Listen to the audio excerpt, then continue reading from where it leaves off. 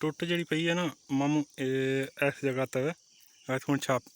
इस जगह तक इतों छापिया की वजह सही नज़र नहीं आ रही। जूम करना मैं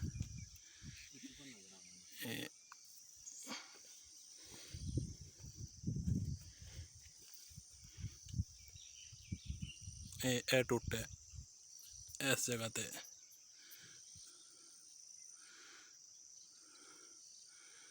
इस जगह ते टुट है इत्थे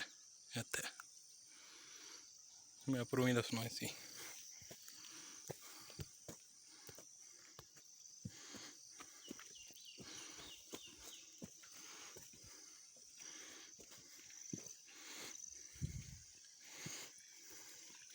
यह पानी इतों अजे भी ढलना पिया।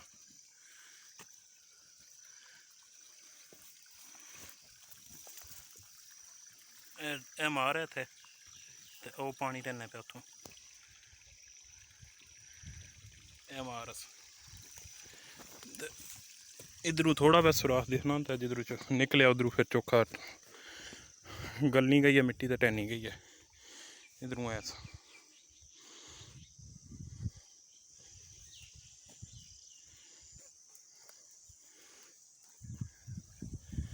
माड़ा माड़ा आमने प्या भी पानी आ सुबह जो थोड़ा जहा फांडा लत्या उठना